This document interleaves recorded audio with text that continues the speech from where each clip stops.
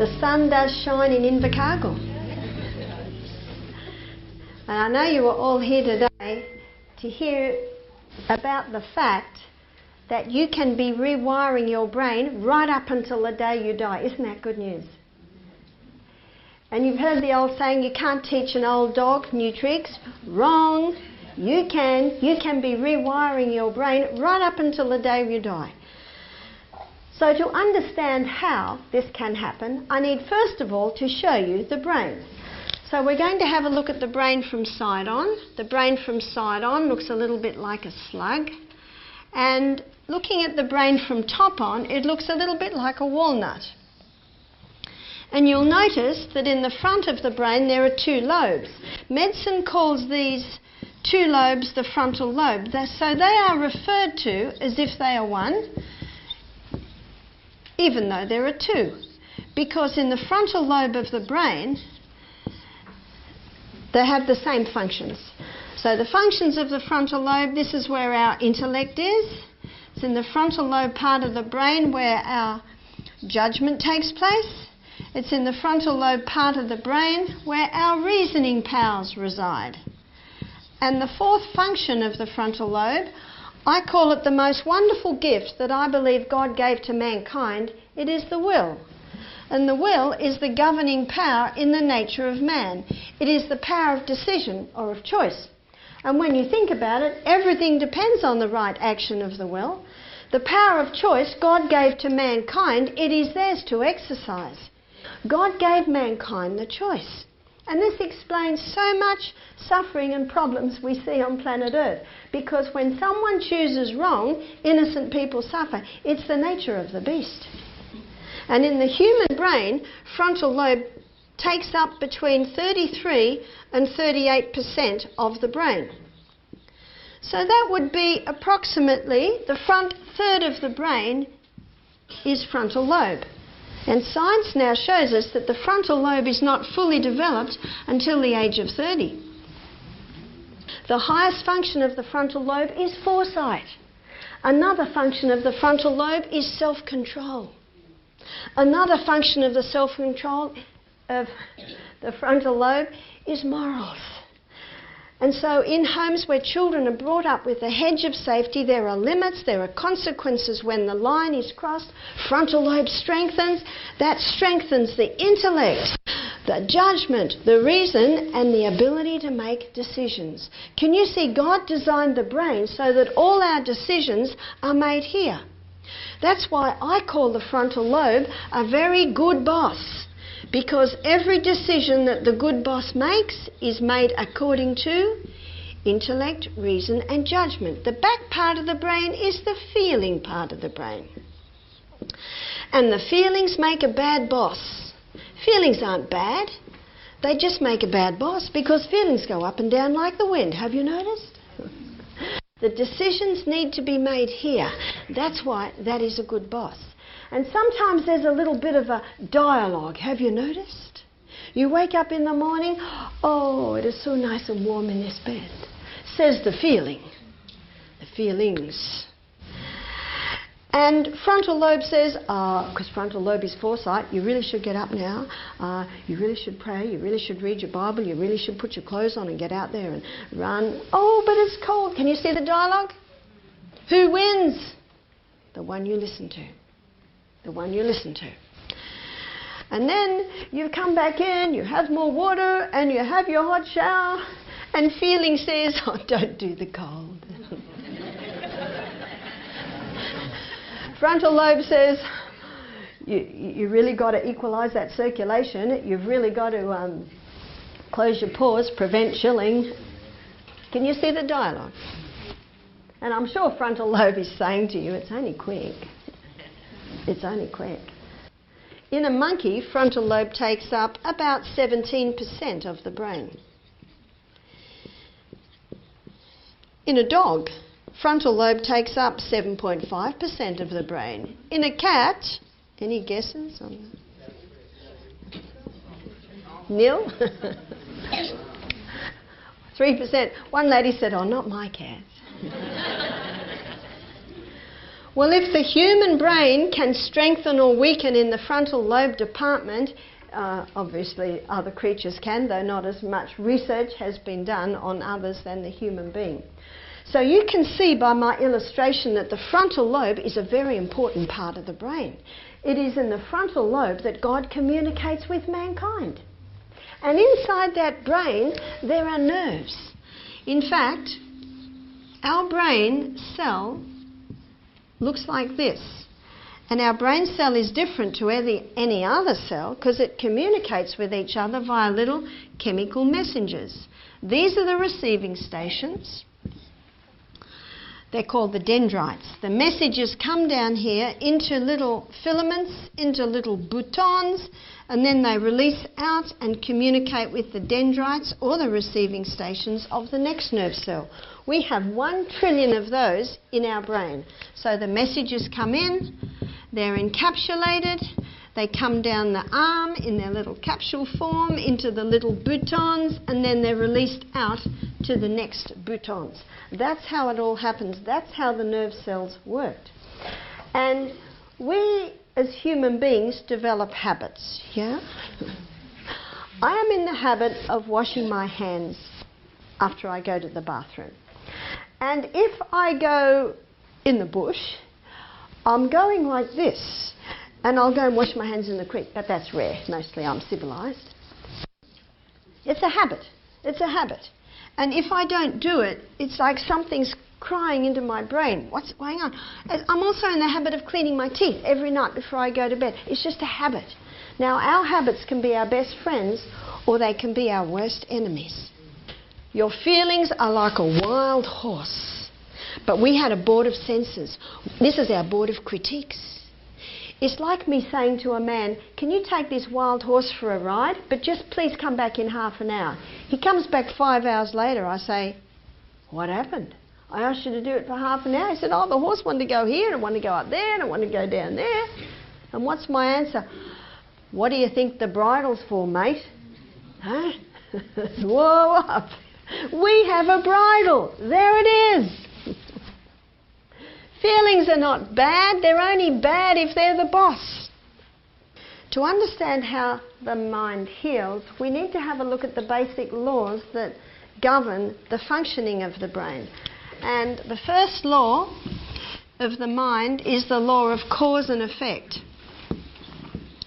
And effect follows cause with unvarying degree all through nature, and never should the effect be blamed as the cause. And how often it is. I told you the story this morning of the lady who got panic attacks. And she thought that she'd got panic attacks as if it's the cause of all her problems, but it was actually the effect of all her problems. And I was able to show her how to rewire her brain so that she could overcome her panic attacks. And I've seen quite a few people being able to overcome their panic attacks. It doesn't happen overnight. It doesn't happen straight away. And the things that I recite to you, I didn't read yesterday or learn yesterday. No, Rome wasn't built in a day. Isn't that the old saying? But little by little by little, practice makes perfect, and practice makes permanent as well, as I showed you in the pathway that comes in the brain. So always should we put our detective hat on and find out why these things are so. There's a verse in the Bible that says, do unto others as you would have them do to you. Now this is more than a nice saying, this is divine law. And that law states that whatever you give out, you shall receive again. Now that's great news, and it's bad news. When's it bad news? When what you're giving out is not good. One lady said to me, last week, she's 80, my son held me down and forced medication down my throat. I said, oh dear. She said, yes, I used to do it to him. What can I say? And have you seen the little brooch, the little sticker on the back of a car? Parents, be nice to your children. They're going to choose your old folks home. Life serves back in the coin you pay, so be careful. Be careful what you're giving out.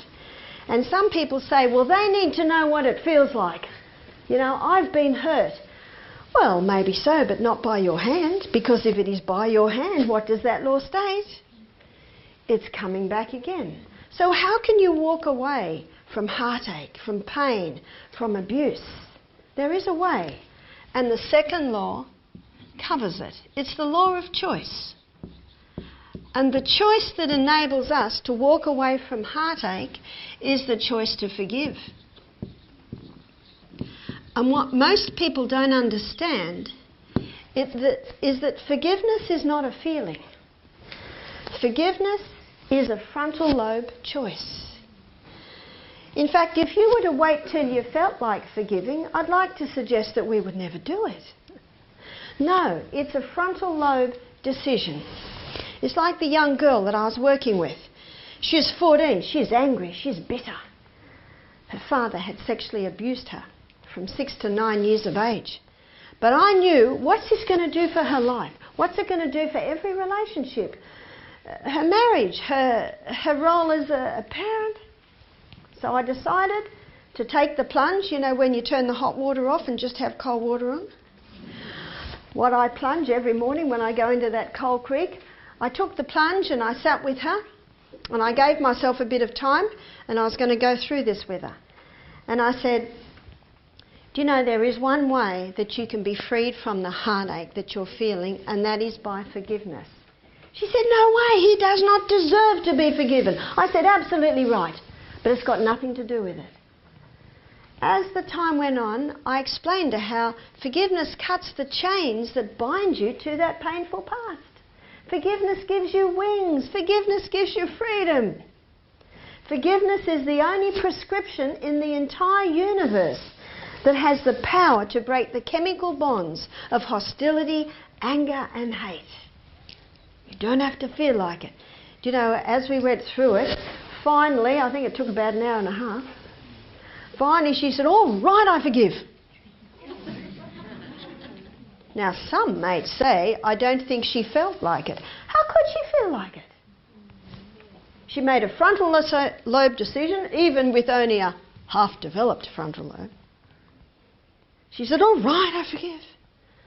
I jumped up, I shook her hand, I said, congratulations. You have just made probably the most important decision of your life. Now, when she said, all right, I forgive, we've got a tiny little pathway there. When I shook her hand, what did it do to the pathway? Just put a little bit more in there. Do you know, that afternoon she said, I'm feeling better about it. I said, you are experiencing a law of the mind. And that law states, it's the third law, it states that your words affect your feelings. Don't wait till you feel like it, just do it. Because when you do it, then you'll feel like it. Maybe not immediately, but little by little by little. And every day she felt like it a little bit more, because practice makes perfect and practice makes permanent, as I showed you this morning. Now, she had a pathway that was quite strong in her brain, which was resentment and anger. Do you know, research is showing now that anxiety, discontent, remorse, guilt, distrust can all break down the life forces and invite decay and death into the body. Dr. Carolyn Leaf, in her book, Who Switched Off My Brain, she shows that when we entertain or cherish negativity and resentment, anger, anxiety, it's negativity. When we entertain negativity, it's like a breeze going through our mind. Now, we are all tempted with negativity, or am I the only one? We all are. Now, that negative thought comes into the mind and it's like a breeze, and it wafts through the branches of your nerves. And if you decide to hold on to it by cherishing it, entertaining it, little thorns grow between the dendrites. And those little thorns are physical thorns that the science is showing can cause damage in your nervous system to the point of psychosomatic diseases. All because we cherished and held on to negative thoughts. You don't have to feel like it. How could you? Just do it, like this young girl. All right, I'll do it. Great. Now, every day I'd look at her, and that's all I had to do. Okay? Children are very, very bright. Don't say the obvious, okay? You're implying that they're idiots. They're very bright. I just looked at her. Yes, it was my daughter. I just looked at her and she'd smile. And then I know there's a confirmation. There's a confirmation. And every day, this pathway of anxiety, discontent, remorse got thinner and thinner. And every day, the forgiveness pathway got larger and larger and larger. Isn't that nice? That is how also we can rewire our brain. We can rewire our brain from anxiety, discontent, remorse, guilt, distrust, and we can rewire that to go down a love, joy, peaceness, goodness, gentleness, generosity, down those pathways. We have a choice. We actually have a choice whether we're happy or sad. And we have no right to be sad. You see, happiness is a state of mind. And you know what? We can choose that state of mind. So happiness is also a choice. Let me restate A.A. Milne, the poet. He said, the world is full of so many things, we all should be as happy as kings. But we also know happiness is not due to things, is it? It's not due to things. It's actually something that happens inside of you. So when we entertain or cherish negativity, those little thorns grow that have the ability to damage the tissues. And the longer they're there, the bigger they get. Love is also a choice. Your choice to love is here. It's a frontal lobe decision. Now, you're not going to choose someone who asks because you think, well, for a woman, you'd be looking at a good provider, that is a good man. No, there must be an attraction. But how often is it the attraction is the only thing? You see, Hollywood's wrong. Did you know that? You look at the movie stars. They're on their third and fourth and fifth partner. They don't know what love is. Love is a choice. And I'm so glad love is a choice. And so when I ran over Michael's computer with the car, it's a long story. See, where I live, I've never locked my door, never locked my front door. I never take the keys out of my car. We live out in the bush. And we're in the city, and the suburbs around the city, and Michael's driving every night. I don't mind driving. I used to drive all the time when I was younger. But he's called away. And so I have to come out and get in the car to go to the meeting. And I come out of the car. I come out of the house. There's the car there. I've got his computer. He kept saying, don't forget my computer. Yes, yes, yes. Oh, it's locked. I put the computer down. I run around to open the door. I found out later I could have pressed a button. I run back inside. I get the box. Diligence is my second name. I get the next thing. I run round. I get in the car. I go, boom. What was that? Anyway, I roll back a bit, and there it is on the driveway. The handle of the computer case just... Oh dear. And then I get a call. It's Michael. How are you going? All right. What's the matter? You know how you just dive in the deep end? I just ran over your computer in the car. Oh. Well, I've got to go. I'm backing out now. Yeah, righto. Now, what do you think I'm challenged with right at that point? You idiot. Huh? Aren't we often the worst on ourselves? So my feelings are saying, you idiot. Anyway, early that morning, I gave my frontal lobe to God. I went to bed early. I'm not taking any of these things. I'm exercising. I'm drinking my water. I'm having nourishing food. So frontal lobe is sparky. Can you see why we need it to be sparky? It's sparky. So when feelings go, you idiot, frontal lobe says, oh, settle down. It was an accident. You're not used to locking the car. It was dusk. Oh, what have I done? Oh, settle down. You're about to speak to 80 people. Just let it go. Can you see the dialogue? And that's where God communicates with you. That's why it's so good to give it to Him. You get some good messages. So you know what I said to my feelings? Back off. Remember the wild horse? Whoa, put the reins on. Back off, back off. And I let it go. It was a struggle. It was a struggle. And every now and then it came up again, back, back, back, back. So, what if I'd taken it on?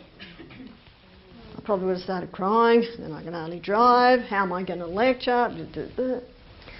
10 minutes later I get a call. It's Michael. He says it's all right. Oh, how I love that man. Can you see what love is? Look, I have to tell you, young people, the grey hair comes and the wrinkles come. And you'll be disappointed if that's what you've fallen in love with. It's character. That's what you fall in love with.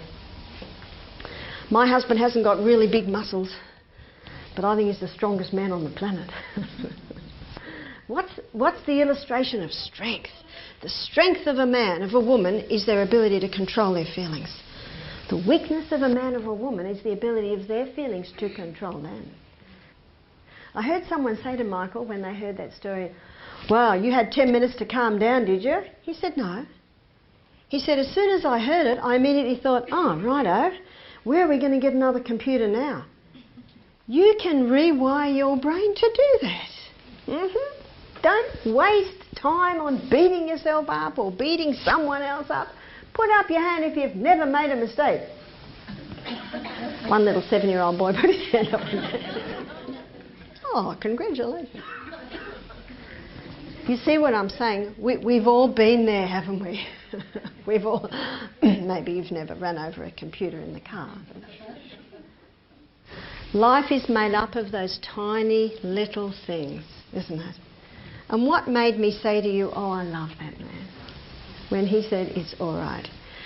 Well, $1,200 later, he's got an even better computer, and we found a computer geek that was able to get it all off. And every now and then he'll drop a little joke about running over computers with cars. But you know what I do? Laugh. I'd be a fool to go, oh, I'm hurt. Words affect feelings, so be very, very careful on your words. There's a proverb, and it's Proverbs 12:18. It says, there is that speaketh like the piercings of a sword, but the tongue of the wise is health. By the way, who's it the piercings of a sword to? Oh yes, to the people that hear it. Ooh. But what about the speaker? Have you ever been with someone who's just lost it, and then an hour or two later, they won't even look at you? It's pierced them. It's pierced them. The fourth law states that your words reveal your feelings and you cannot let them all out. Some say it's your right to speak your mind. It's actually your obligation not to speak your mind. I was talking to some young boys recently and they said, oh, you know, it was actually my grandson in America. There's this hockey player and sometimes he gets his hockey stick and breaks it. He is so strong. I said, that is not a strong man. I said, that is a weak man. That is a weak man. Breaking a hockey stick, there's not strength. You know what strength is? When you're tempted, when you're being yelled and screamed at and accused of terrible things, you remain calm. You remain calm. And if that is happening to you, you know what you say in yourself? Poor guy, poor girl, they've got a real problem. I better pray for them. That is the best attitude to have. You have no say over what people say to you, but you have total say over what you do with it. You have total say over what you do with it. Your words reveal your feelings and you cannot let them all out. Proverb 29:11 states, the fool utters all his mind, but the wise man keeps it until afterwards.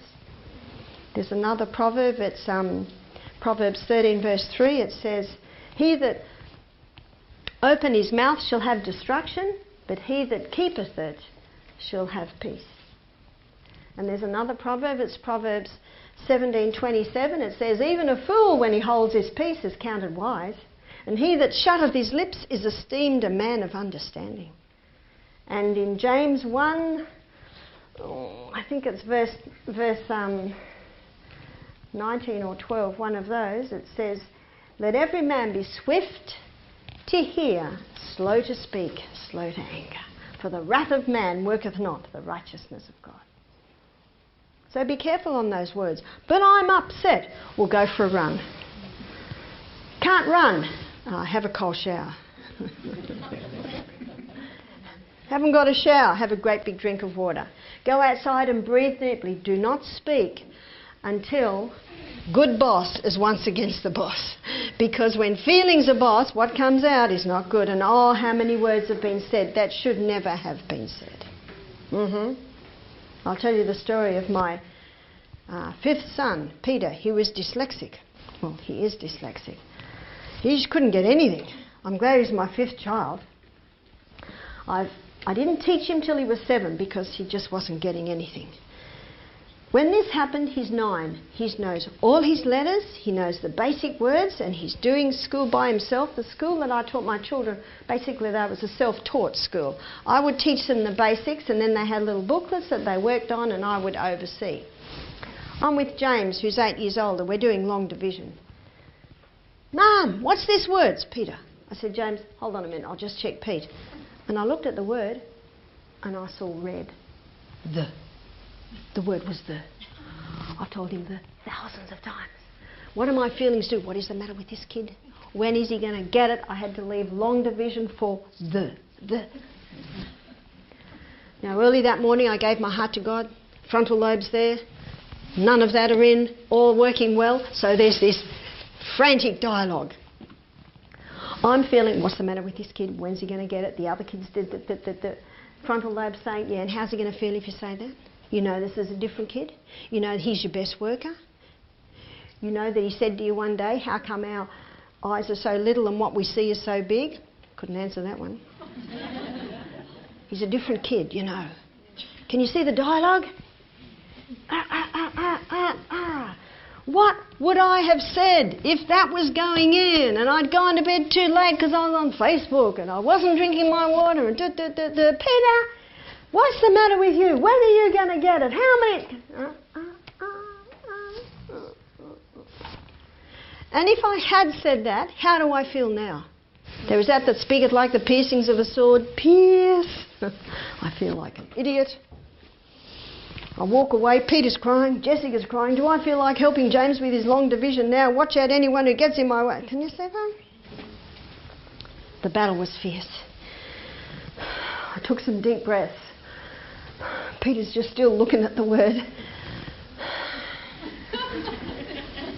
The Peter? Oh, as if I've never told him the before. And I walk away. That's it. No need for it. I'm walking away. When I walk away, how do I feel? Like a mighty conqueror.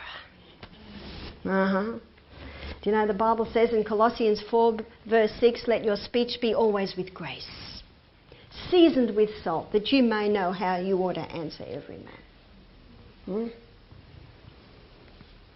It was a battle, but I won. And when you win that battle, you know, it's easier to win the next one and the next one. It would be better that you ran outside and ran round the block 3 times with your nightie on than lose it with your children. I know one little girl, mother used to scream at her and then the phone had rang and the mother would go, oh, hello. And what does that child think? My mother likes a person on the phone. It's a struggle. We all get challenged. That's why just drop everything and run outside and do 10 push-ups on the ground or whatever it takes. Come back. Right, we'll talk about it now. Better that. Your words reveal your feelings and you can't all come out. That's where the physical can help. Number 5 is the law of adaptation. The law of adaptation states that we have a brain that changes. Do you know the Proverbs talked about it, but it's only 12 years science has acknowledged it. Here are the Proverbs. One is Proverbs Proverbs 13 verse 20. It says, he that walketh with wise men shall be wise, but a companion of fools will be destroyed, because of the law of adaptation. The other Proverbs is Proverbs 2:24, it says, make no friendship with an angry man. With a furious man thou shalt not go, lest thou learn his ways and get a snare for thy soul. Because of the law of adaptation, and because of the law of adaptation, the brain has the ability to grow and the brain has the ability to shrink. So let me give you a terrible growing scenario. The fish that got away, every time the story is told, how big does the fish get?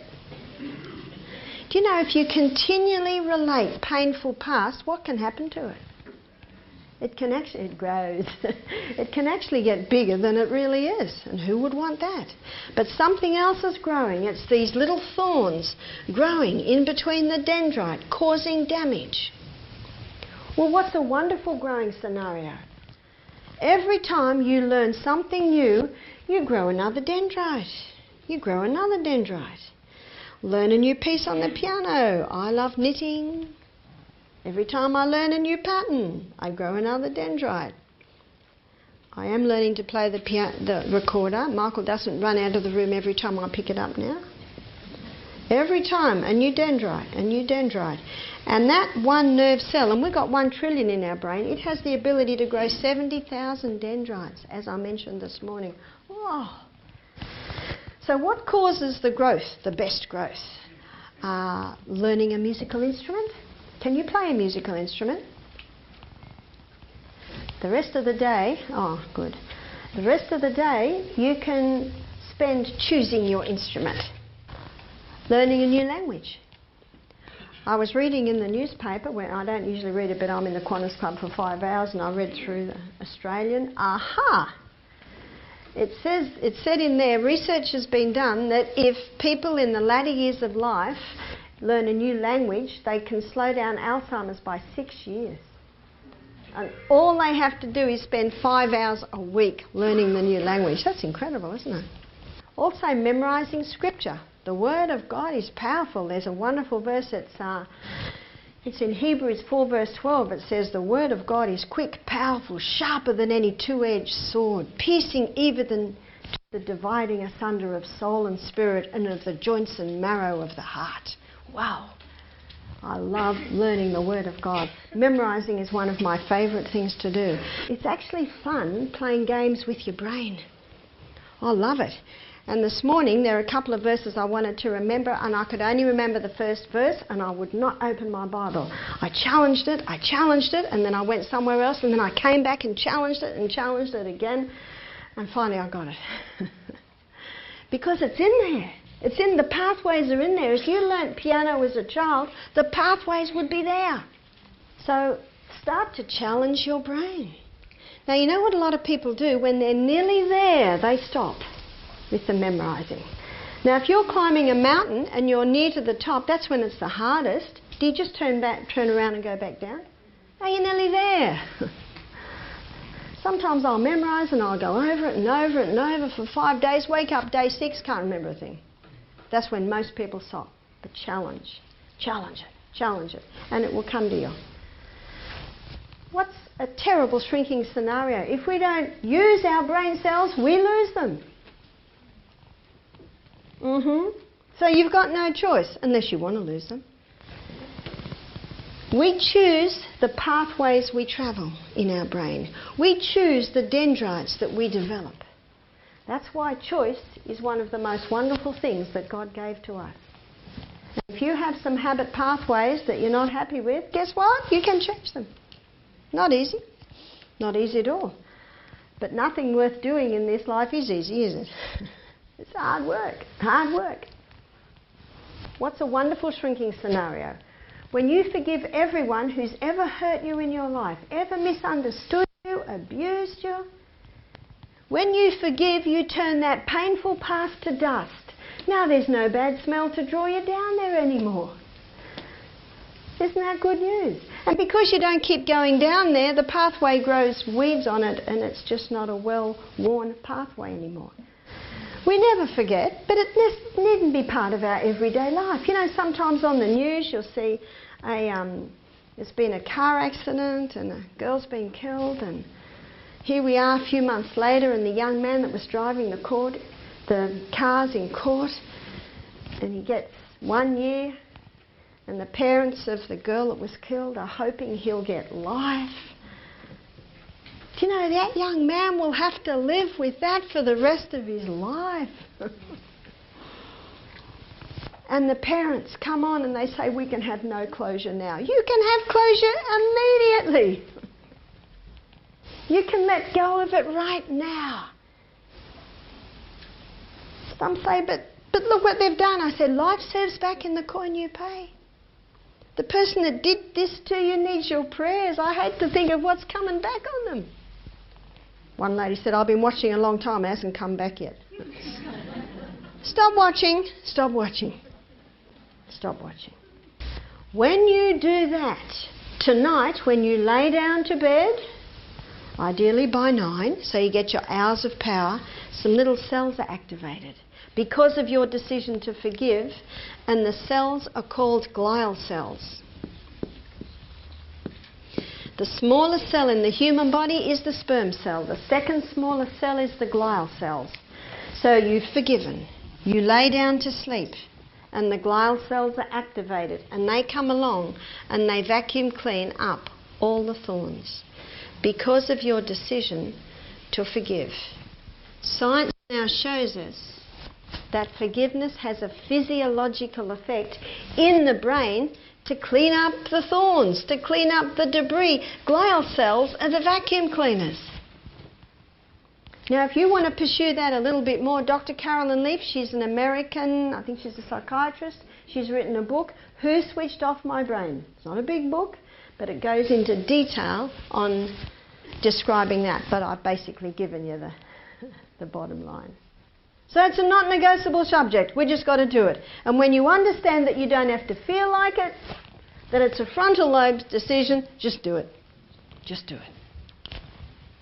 Number 7, the final law is the law of diversion. And the law of diversion states that when something's so firmly denied as to refuse any hope for it, the brain has the ability to divert to other pursuits. Don't you love that law?